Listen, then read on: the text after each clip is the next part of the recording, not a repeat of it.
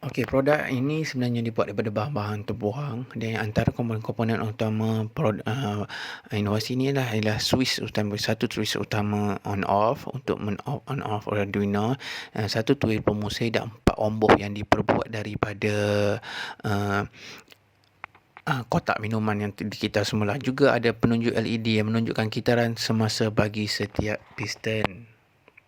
Okey, seterusnya kita dengar sikit penjelasan mengenai bagaimana inovasi ini berfungsi dengan cara memusingkan tuil yang bertindak sebagai aci engkol. Okey, kita ada dalam kedudukan kita punya inovasi ni sudah on. Okey, kalau kita tengok kat sini kita ada tombol. Okey, ini tombol untuk pusing. Kita pegang kat sini sudah kita boleh pusing. Pusing ni tujuan dia untuk menggerakkan kita punya piston. Okay, piston kita dibuat daripada bahan terbuang daripada air kotak. Kalau kita tengok sekarang, kita ada 4 piston macam standard untuk kereta-kereta Malaysia. Kita ada 4 piston. Okay. Untuk pengetahuan semua, keempat-empat piston ni dia bukan berada dalam kedudukan yang sama. Maksud saya dari segi power stroke, exhaust stroke, compression stroke, intake stroke. Okay. Dengan bantuan peralatan ini, saya boleh tunjukkan kepada student pada keadaan sekarang piston 1 ialah pada kedudukan power stroke. Sebab apa? Sebab LED yang dekat power stroke ni menyala. Kat sini exhaust stroke yang sedang berlaku. Exhaust stroke mana kita buang semua baki-baki pembakaran. Kat piston 3 sedang berlaku compression. Piston 4 sedang berlaku intake stroke.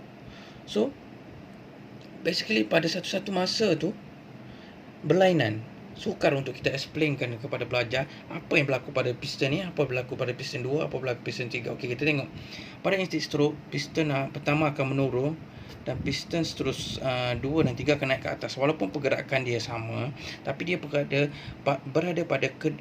berada pada cycle yang berlainan. Okey, kalau tuan tengok bila yang ni naik ke atas, nampak? Okey. Seterusnya, intake yang seterusnya kita boleh tengok piston pertama akan berlaku exhaust stroke, piston kedua akan berlaku intake stroke, piston ketiga akan tengah berlaku power stroke dan piston keempat compression stroke. Dan begitulah naik dan seterusnya. Okey. Piston kita akan naik ke atas.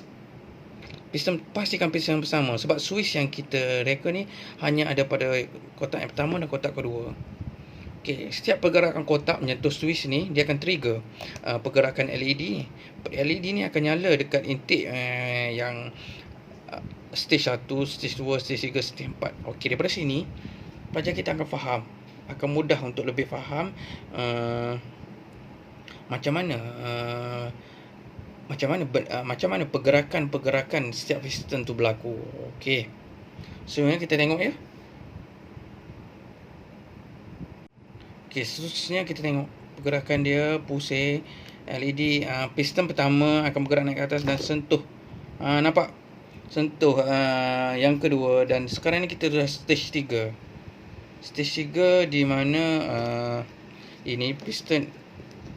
Okey, stage 3 di mana piston pertama akan bergerak ke bawah untuk intake dan piston kedua naik ke atas dan akan menyentuh kita punya switch. Perhatikan macam mana kita punya.